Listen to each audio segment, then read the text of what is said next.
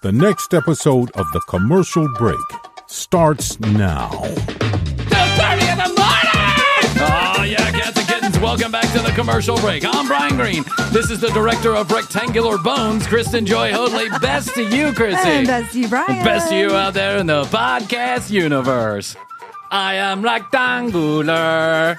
Feel it in my bones. I feel it in my bones is what I do. There's no hole in my soul because I'm rectangular. I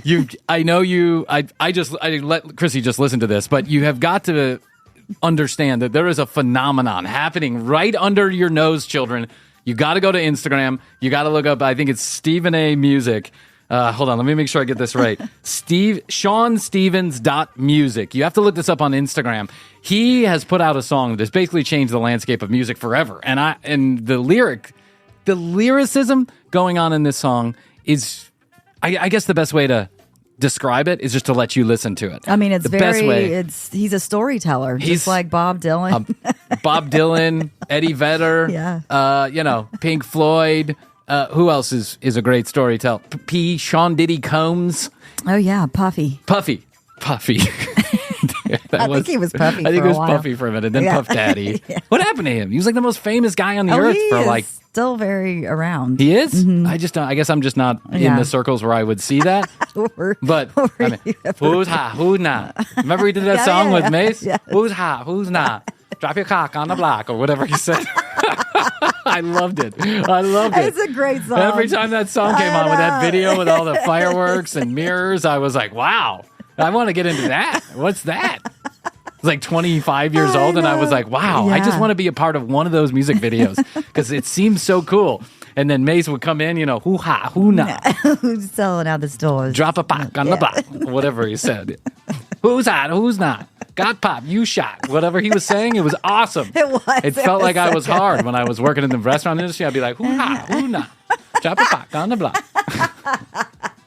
Would you like peppercorn sauce with your steak?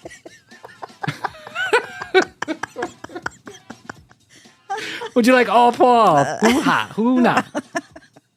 All Poivre. All Poivre on the block. It's very catchy. Very so catchy. hard. Brian's so hard. All right, let me let you listen to a little bit of I Am Rectangular. Here we go. Ready? 1,000 kilometers to New York City to do this. I am rectangular.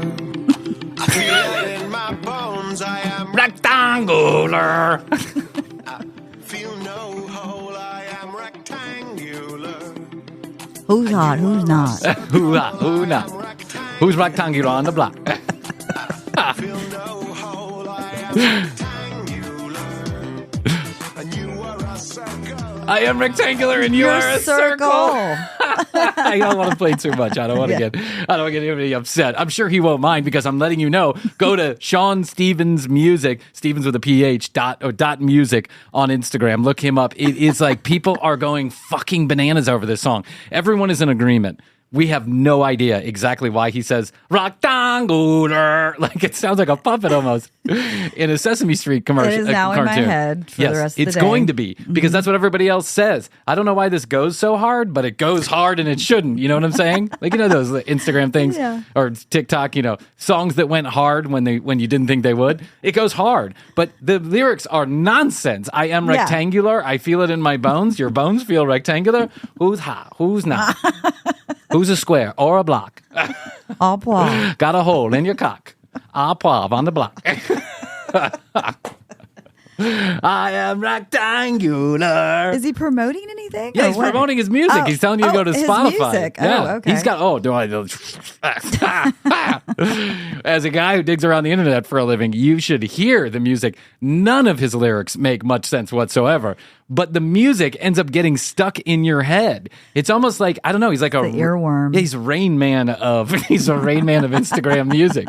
He puts together these lyrics that make no sense whatsoever. He's talking gibberish, but the music, all of a sudden it's stuck in your head. The other day I'm in the bathroom and we're getting ready for something and I walk in and I take off my clothes to get in the shower and I'm like, I am rectangular. And Astrid's like, what the fuck are you saying? But she has to say that a lot. Yeah. What are you talking about? Well, I think she was saying that during our wedding vows. The fuck are you talking about? I thought this is a birthday party. No? Oh, your wedding. Just say I do. Yes. Happy anniversary. Thank you very much. Yes, recently many was. years together. I don't know how many, but that's not my job to keep track. No, we've been together for a hot minute. Longer than I've ever been in any other relationship. Yes. That's for sure. And Good choice, by the way. I agree. I'm not sure she agrees, but I agree. It's a good choice. And I don't, you just know when you know. You do. You know when you know. There has never been any friction that makes this difficult. We very rarely argue. We never fuss and fight, like scream and yell and all that. Mm-hmm. And I realize that some people do that and that's a good outlet for them. That's their way of communication, right? A little row every once in a while or maybe every day or whatever. That makes them feel connected in some way, or at least like they're doing a little push and pull. It makes them alive, I guess is the best way. It's like jumping out of a plane. It's a dumb idea, but you do it so you feel alive. Mm-hmm. So sometimes I think people fight so they remember why they love each other so much. It's a pattern, but our pattern relationship is much more lazy than that. We just choose not to argue with each other because who wants all that? I got to raise 12 children. I know. I don't have time for all that. No. But I love her dearly. I love her very Yes, much. I do too. Happy anniversary to my beautiful wife. And I will say this before we get into the meat and potatoes, and maybe I'll share more later on down the road. But Astrid and I took a trip to Los Angeles for our anniversary. Yes. And while we were out there, we went to dinner with our rep, with our agent, and he took us to a nice restaurant in WeHo, or West Hollywood, where Tom Sandoval has his restaurant. Old Sandoval. And what I didn't know is that we were having dinner on the same block. Who no? Sandoval on the block. So we had dinner in the same neighborhood that Tom Sandoval's restaurant is at. So Sandy Pants was at the restaurant we were eating at. I saw it. Chrissy, I walk into the restaurant. It's absolutely packed. It's a pretty well-known and popular restaurant, and apparently well-known and popular for both locals, celebrities, and then people. It's like one of those places. It's a staple. You got, go to this restaurant, right? So You we were walk in. hobnobbing with bigwigs. I was. Well, hobnobs were bigwigging with me. What are you talking about? Bigwigging. Bigwigging. They put us in a corner and rushed us out of there. Remember how I told you we had 2-hour dinners in Spain? Yeah. Yeah. We had a 90-second meal in WeHo. They were like, okay. Time's up. Yeah, they probably have on their little, table map. Every restaurant has a Yes. table yeah. mnot Yeah. important. They Right. color code the tables based on importance. I guarantee we were like fuchsia. Basically ignored. They didn't even mark that there was a table there. They were like, don't worry about those guys. Just give them some bread and tell them dinner will be out soon. No free appetizers for us. Son of a bitch. So we go to the restaurant. It's very busy. We go up to the bar. We sit there for a minute, and then they explain to us that they apologize. They can't get us a table right now because there are more important people eating Right, in this exactly. restaurant than you. And I understood. I've worked in the restaurant industry. Okay, they kept on profusely apologizing, but we didn't really care. We were only standing there for like 10 or 15 minutes. They get us a table. We're walking back toward a private dining room that they've opened up for everybody to eat in. It's not that All the unimportant people. yeah, all the unimportant. I did not see any famous people within earshot of us. I did, however. Never mind. I'm not going to say that. I just won't say that. But it was the Hollywood type, right? Everyone's looking good and fancy and eating their food. And then we're at an Italian restaurant, so there are a lot of what I would call like older. There's a number of older Italian men and women that are there. So this is a place that you feel like it's authentic, and you're there. You're getting the real experience. Nice. So as we're walking to this private dining room that again is opened up for everybody. It's not that we got a private dining room. We're walking past there, and I see a little cowboy hat that's too small for the size of the head upon which it's sitting. And I'm like, well, that's weird. Did it have the string, holding almost, it in place? Yeah, like a Toy Story hat. Party hat. Yeah, like Woody from Toy Story. When the kid puts on his little hat, and it's Yes. like, my kids run around and they take the hat off Woody and they put it on top of their head, and the hat is 2 inches wide. It was the weirdest thing. I thought to myself, well, that's strange. Yeah. Right? But so then I just kind of turned my head a little bit so as not to gawk or guffaw over this particular situation. So I walk and I look, and here's what my mind identifies in that 1 second glance. Hat too small for the head, leather vest on, mustache. That's what I ingest. go sit, have dinner, and about an hour later, I get up to go use the restroom as the meal's coming to a conclusion. I'm like, I gotta pee, I'll go restroom. I gotta pee, poo, poo. So I'll go over there. I always like to drop a deuce wherever I go. That way, they remember me. Remember not to let you come back. One of Astrid's chief complaints about Bryan at restaurants is that he always has to visit the restroom. She goes, it's like you're on a tour of restrooms. What are you doing?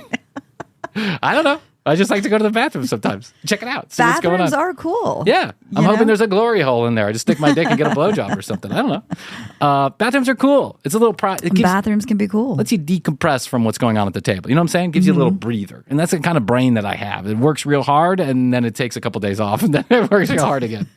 So I'm walking over there, and I got a cut in front of this table where the cowboy hat man is. And as I'm walking toward it, I go from head to toe, hat, mustache, vest, back to mustache, to eyes. Tom Sandoval is sitting there in the restaurant. And I'm like, holy shit. Clearly, he must know who I am. I'm a Bryan Green of Commercial Break fame. Commercial breaks. Yeah, the Commercial Breaks. He has over 12 listeners on a monthly basis. Please welcome the guest host of the Commercial Breaks.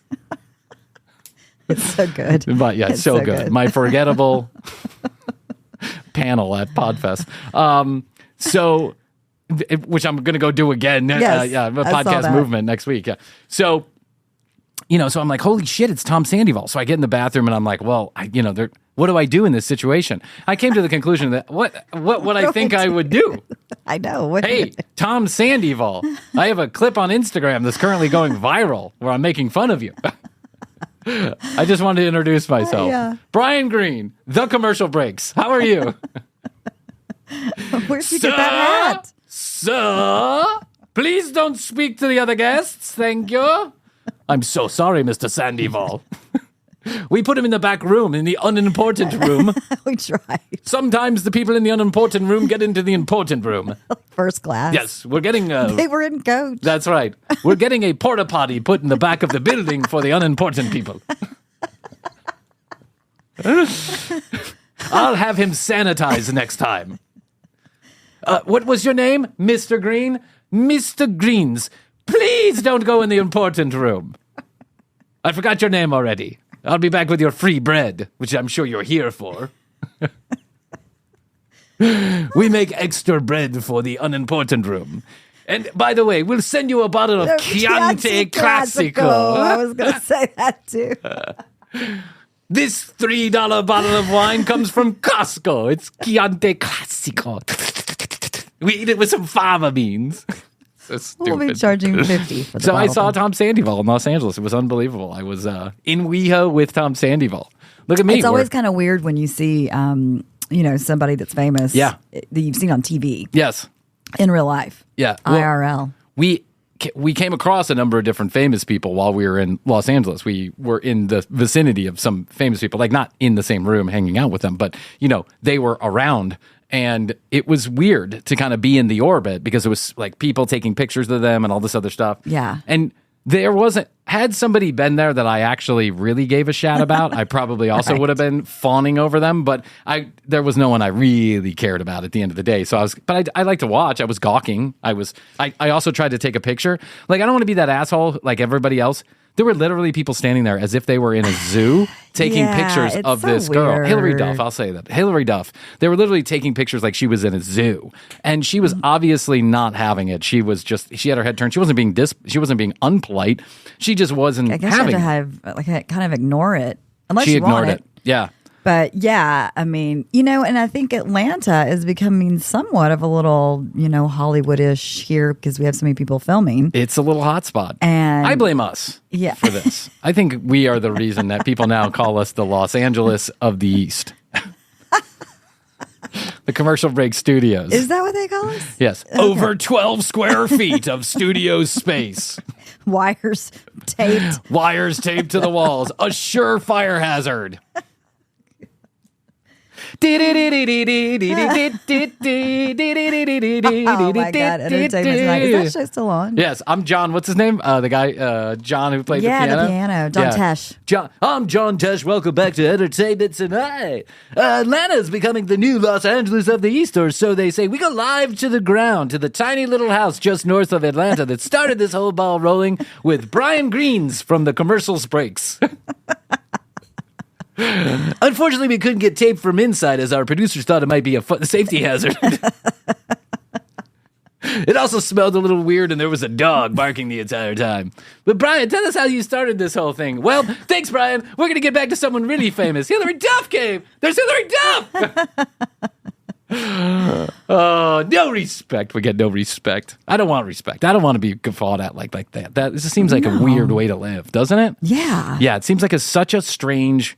And I've heard people talk about it. I mean, some like reality stars and those kinds of people actually want that attention. They think they want it.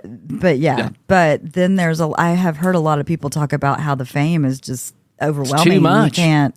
You can't walk down the street. You have no privacy. As a guy who's really famous, it's really hard to get noticed once every 4 years.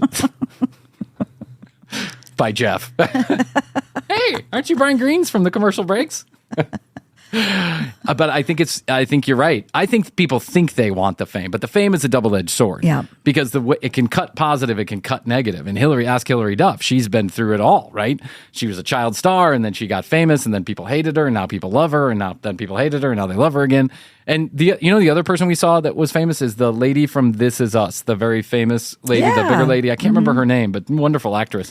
She's so good. And she was there. I love that show. And she had the exact opposite approach as Hilary Duff. And I'm not saying one is right and one is bad. If I was Hilary, I would not have appreciated all of the attention like that either. I would have been like, I just want to be left alone. Yeah. But the other lady, which I wish I could remember her name, but is it Melissa something? It's Melissa something, I think.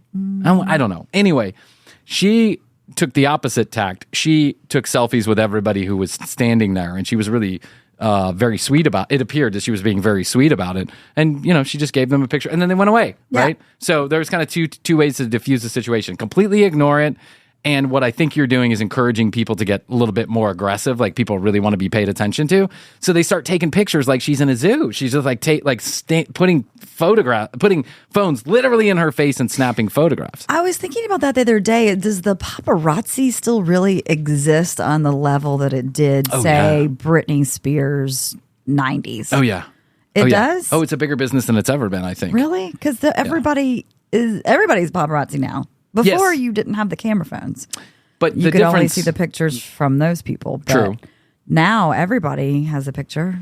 Well, I think I think fame is a different thing now because everybody senses and can access so much information about your life that if you choose this road, you better be ready for it all to come out. That's why that's why, Chrissy, I have taken the tack since day one to just be completely honest about everything that's happened, all the uglies, True. all the everythings. Because the truth is, should someone really want to find out, they're going to find out anyway. It doesn't matter. I'm an open book. I am literally an open book. My legs are open 24 hours a day. I'm an open book for you guys. But it's a different type of fame. But the difference today, I think, than back then, while people can take photographs of anybody anywhere, they can be paparazzi themselves, they don't know how to get money for it. They just put it up on their Instagram instantly. I think only a few hep cats understand that for a really good picture of Tom Sandoval or Sandy Pants at a restaurant in WeHo with another lady besides the one he's supposedly dating could be worth $10,000 to TMZ or New York Post or whoever. The paparazzi, the actual paparazzi, have relationships where they can sell those pictures and know how to copyright them and know how to get digital rights management and all that other stuff. When I'm Bryan Green and I just take a picture of Hilary Duff like she's a horse in a barn, and 3,000 other people are doing the same, first of all, it's not a good photograph. Second of all, I'm not really sure that Hilary Duff is even someone that they would pay to have her picture. So am I just wasting my time? The real paparazzi are like fucking just people who just follow everybody around until they catch them in a human moment, and then they sell that human moment because everybody else likes to laugh at celebrities who are having human moments. So my opinion is the paparazzi are bigger and badder than they ever were because it's big business to get those photographs of those people in those human moments. But yes, you're right. But also, are the human moments staged? I feel like the human moments are staged. oh, that's now. the other thing. Well, that's a different thing altogether. That's PR. That is specifically placed in a way like you see these girl. I don't know. I don't know. Take an example. Real Housewives of Atlanta star in Jamaica showing off her brand new buns, right? Yeah. And it's like 24 photographs of her in some string bikini, which they're perfectly clear shots. She's rolling around on the beach. She's got her leg up. She's oiled up. She's got her makeup on. Yeah. That is somebody That's staged. that calls the paparazzi and calls a paparazzi and says, hey, you think you could put out a few photographs for us? We're going to be at Venice Beach, 3 p.m. at this pier. Meet us there. I forgot about the calling. Yeah. Of course. You call and you stage it, essentially. Who do you call? People. Yeah, people. You call people. People magazine. Yeah, that's who you call. We need to be calling people. That's right. People magazine, how can I help you? Yes, I'm calling. My name is Bob Smith, and I'm calling on behalf of Bryan Green from The Commercial Break. Huh? Bryan Green, The Commercial Break. I just wanted to let you know he's going to be walking the streets of Atlanta starting at 3 p.m. today. Huh? Don't you want these photographs? No. It could be worth big money. It probably won't be, so we'll pass on that. Do you have any photographs of Hillary Duff? Yes, I do. I'll send them right over. Like, you call, and then you just set it up. And then there's lots of other stuff that's staged, too. There's PR plants, and, there's a whole big machine behind there that we will never get involved in. Never. We will never know the inner workings. No, we will never know the inner workings of fame because I just don't think that's in the cards for us. But that's okay with me. Absolutely. I don't need fame. Want that. No. You know what I need? I need a good, healthy pat on the back from our listeners every once in a while. Keeps my tank full. Yes. I don't need to see my name in lights. I'm not interested in all of that. And it will never happen anyway. Yeah, the reviews are perfect. For me. Love it. Yeah, reviews are good. That's the notoriety that I want, is the knowing that people are enjoying the show. I've really thought about this long and hard. I am not interested in, having security around me or being famous in that way. Because that's not me. It's not who I am. I'm not interested in any of that. I'm too old for all that bullshit. Plus, like I said in the last episode or a couple episodes ago, we are in a different, you and I serve the 25 to 54 crowd, not the 16 to 25-year-old crowd. It's not generally the people who listen to the commercial break based on the information that we get. And so I think there's just when you get to a certain age, you're like, do I really need to get all worked up about a podcaster? You know what I'm saying? Right, I'm not exactly. Conan O'Brien. Do I really need to get worked up about Bryan And Green? he was on No. TV for forever. Yeah. So, yeah. So if you see me out on the streets, let me respond. Okay, I am a nice person. And by Yes, nice you are. person, I mean, when I am not bothered. And by bothered, I mean talk to. So just don't bother me. Don't talk to me. Oh, you'd love to be bothered. Of course. Listen, I told some people last night about our dive bar tour idea, and it went over big time. Viral? Did it go viral inside the It went viral on inside the table? the house. Yeah, at the table. With all 5 of us. I got 5 out of 5 legs. Yes. So I like the idea of people sending in their ideas of their favorite dive bar in different cities. Yeah, that's what we're looking for right now. We want to understand if Chrissy and I were to put together a small, and by small I probably mean one city, one bar, one time. Yeah, 2 maybe. 2-city tour. 2 open mics in a row, Thursday and Friday night at the Jolly Rogers in Charleston, South Carolina. If we were to put together a little small, couple city dive bar, we'll come and we'll do some kind of performance. We'll do the show, right? I will sing the song. I am rectangular. Well, that's the big debate right now, is that if we were to do a show live, would we do a live episode of the commercial break? If we were in a dive bar, maybe. Maybe that's what we do. Come up for an hour and a half, 2 hours, do what we do. If we do an actual show, like in a venue somewhere, then I think we would probably not get away with just I think sitting it's on a a live couch. taped show, right? Yeah. We tried to do this at Mempho that one year. No, We were like, that was, live from Memphis. Live from Menfo. It's too loud, too noisy, too distracting, and we're next to the bathrooms. It smells bad. Yeah. Oh, and it's 112 degrees outside. Enjoy yourself. Yeah, Right. we went to Menfo a number of years ago, and that went over like We a had wet big fart in ideas. church. We had big ideas and a big tent, but nothing else in it except for me and Chrissy. And really, at the end of the day, me, because stickers. Chrissy had other things to do. Chrissy quickly realized this was not the idea, and she had other places to go. But Jeff was like, I need somebody in that tent, man. He did. He did. He was like, I need you here at 8:30 in the morning. We got home at like 2:45 the first night, and he's like, I need you there at 8:30 in the morning. Make sure someone staffed the tent. Staff the tent? What staff do you think We we didn't have? realize the commitment that Yeah. went along with that. We Well, thought we were going to do like I a did little about- show and then go enjoy the music. Yeah, I did about halfway through day number 2. I realized what kind of commitment it was, as I couldn't leave the tent. You did get some audio though of people. I did, but it was unusable because we were right next to the stage. What was I thinking when I put this idea together? I mean, honestly, when Jeff and I started talking about this, what were we thinking? This is a bad idea. Do a live show from Menfo while Widespread Panic is playing 6 feet away. And a coconut, live from the commercial break. You can turn them over when it's Stop laughing at us. schools. I'll be school side, bro. Hey, we're trying to do a show here. I get Hauser forever. our harebrained ideas over the years have been funny. They have, but they've all worked themselves into some magical. On my way here today, I saw a billboard for a podcast. Oh, you did? I couldn't tell. Like they should not have done. All I could make out because it was dark. It was like blackish. Yeah. On you couldn't see the name of the podcast, but it did have podcast white type letters, and I was like, "But which one is it?" And I was like, "Oh my god, somebody else is doing a billboard Yes. for a podcast." Stop! Don't do it. Stop!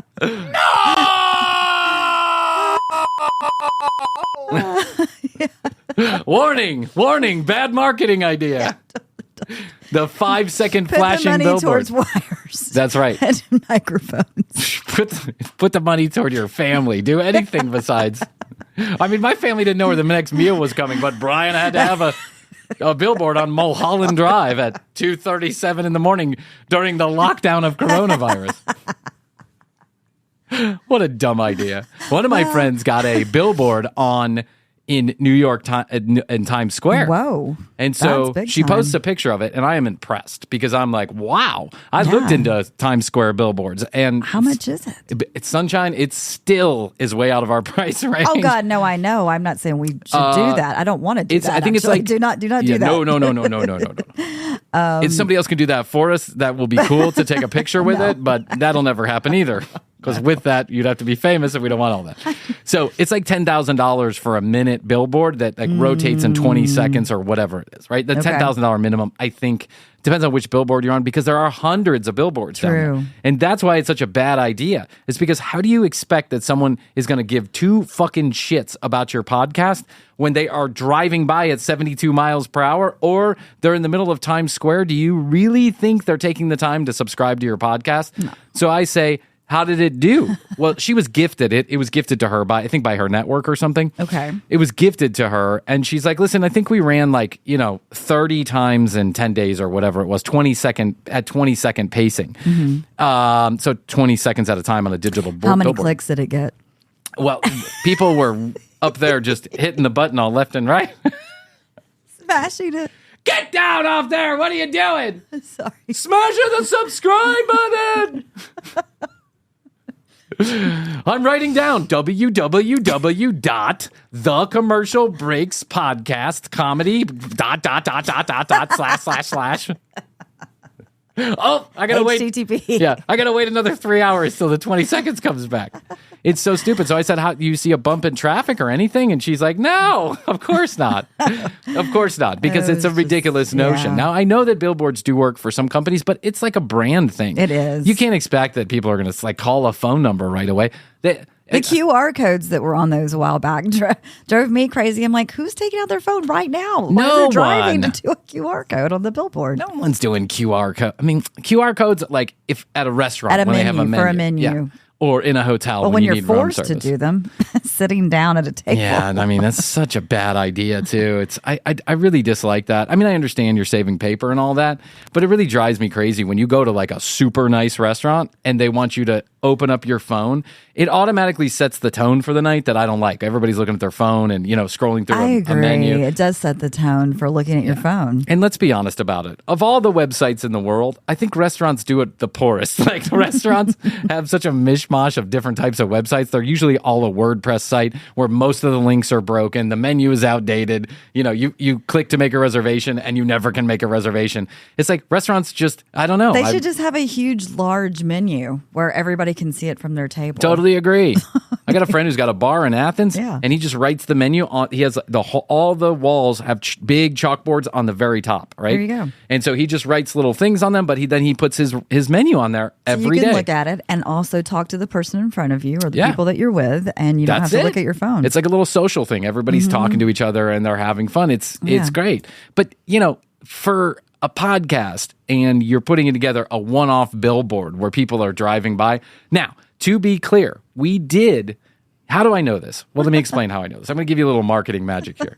We had no listeners anywhere. no, we had period. just done 2 episodes or something. 2 episodes.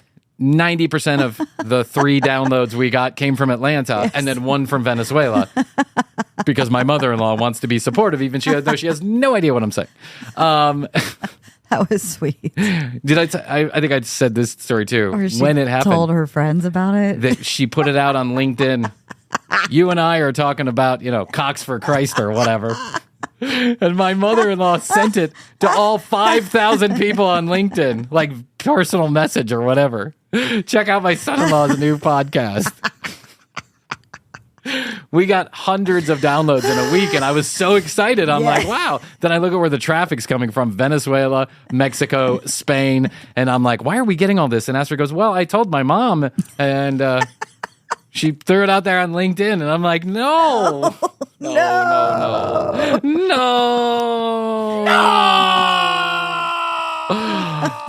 So anyway, how I knew that Cox for Christ. I had to change that title because I got a little nervous. So how do I know the billboards work? Because I picked places where we did not yet have any listeners, like Davenport, Iowa, and Los Angeles, and New York, and all these other places. So we did see some traffic from those places after we ran the billboards, but it did not in any way, quickly shape, or fell form. off. Yeah. Chrissy. We're constantly trying to fill the bucket back up. People are always just like, oh, I'm out. Cox for Christ. See you later. I love when we get a new Instagram follower and occasionally I'll go look, I want to reciprocate. Maybe I'll give their, one of their posts a heart or whatever. But I want to go reciprocate. And every time I see, people have put, Jesus lover or, Christianity forever or whatever. Every time I see that, I'm like, well, I subtract that from our follower count because I know that one's going away. Well, Teresa Caputo is my favorite. Well, Spirit animal. Yeah, spirit animal. Well, that was fun while it lasted. Oh man. I listen to your podcast.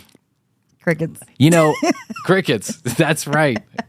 Someone the other day, like from the podcast industry, a rather kind of, I want to say, like in the podcast industry, the business of podcasting, I would consider them a relatively important person. An executive? Yeah, kind of like, yes, an executive, a CEO of a business that does a lot of things in podcasting that everybody knows. He's one of those people that everybody knows if you're in the podcast business. So he texted me the other day. Every time he texts me, I'm like, wow, this guy's, he likes us. And he goes, so we're talking about something else. And then he says, oh, I heard your story about your Airbnb in Spain. I listened to your show. And I'm like, oh, yeah, thanks, man. I'm glad you found it funny. He has not responded since. He could have at least said, yeah, it was, or no, it wasn't. But he just said nothing. Sometimes no response. Nothing. Is the best response. Well, listen, I can't expect that everyone's going to be a fan of the break. I'm just hoping that more than 10 of you eventually will like the commercial break. That's what I'm going for. We're talking about fame and Literally, no one listens to the show. I think we suffer from a little bit of delusion sometimes. This is what happens when you sit in this fucking thing. It's like that guy Kai. Remember? We were talking about him yesterday. I always run around New York with 50,000 people. Yes. He probably suffered from the same delusion, only there's a difference between him and us. He actually had people watching his show. Yeah, he was popular. Yeah. So I get back, I circle all the way back to the point that if you find yourself with an idea for a dive bar that Chrissy and I could do a show at, I send can't in believe, your was that the recommendation. originator of this? That was whole originator, and now we're almost at the end of the episode, and we've talked about nothing for 45 minutes. Glad you stuck around with us. Oh, we've always said it's it's the two of us like at a bar. That's at a right. dive bar. At a dive bar. That's right.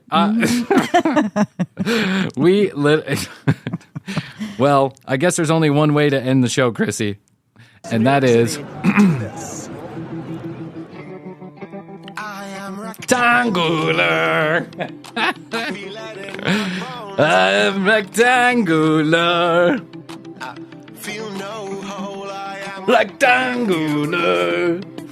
and you are a Circle. I am rectangular. What'd you call me? I called you a circle. No hole, I am rectangular. Hey, babe, my cock's rectangular. What do you say? Come over here and jump on it. No? Okay. I just want to become famous with my own wife. That's all I'm looking for. Yes, the my approval. wife. Yes. I'm the same with Jeff. I'm like, when's the last time you listened to the commercial break? I know. Huh? Oh, he does. Yeah. He's like, That's it. He's like, I'm busy. There's a lot going on. Astrid sends me an Instagram message or a message the other day. She goes, have you heard about Feet Finder? You guys should talk about Feet Finder. And I'm like, we did 4 fucking episodes on Feet Finder. My feet are on Feet Finder because of the commercial break. When are you going to listen? And I can understand Jeff. He doesn't work with the commercial break. But for God's sakes, Astrid's the reason for the commercial break. Oh, Lord. All right, tcbpodcast.com. That's where you go. Brand new. It's lovely. Astrid did a great job working with the company that did this website, and we'd appreciate it if you would go there. All the audio, all the video right there from one location, but most importantly, you can get in touch with us. You want your What Would Frankie Do sticker? We got it available for you. There you go, Chrissy. Show the nice people. That's right. So your What Would Frankie Do sticker, number 4 in our series. Body. Look at my body. It's a great sticker. We'd love to send it to you. If you want us to sign it, we can do that too. Go ahead and go to the website, hit the Contact Us button. There's a drop-down menu that says, I want my sticker, and then give us your physical address. We'll send them off. We do that every 7 to 10 days. We drop some in the mail, so you'll get it in a couple weeks. Also, it's so important. We would love you. And I'd say it's so important as if it's actually important. It's not important, but we would love it if you would go to our YouTube channel and subscribe to the YouTube channel. I think you're going to really like the videos. Morgan does a fantastic job. The episodes air the same day on YouTube that they do here on the audio feed, and it just helps spread the word about the show. So you could do us that favor. Go subscribe. We would love you for it. 855-TCB-8383. 1-855-TCB-8383. Toll free from anywhere in the world. We'll pick up the charges. Questions, comments, concerns, content ideas. We take them all. We always answer. We never spam. You can also do the same thing on the website if you want to send us an email. Go ahead. Please do it. We'd love to hear from you. Ask TCB. Ask for advice. Ask Bryan's mom. All right there. At the commercial break on Instagram. TCB Podcast on TikTok. Yeah, ask for my mom's advice. Ask Bryan's mom. That's right. Okay, Chrissy, I'll say that. I guess that's all I can do for today. I think so. But I love you. And I love you. And best to you. And best to you. And thanks for hanging in there while we babbled for 45 minutes. Until next time, we always say, we do say, and we must say. Goodbye. Goodbye.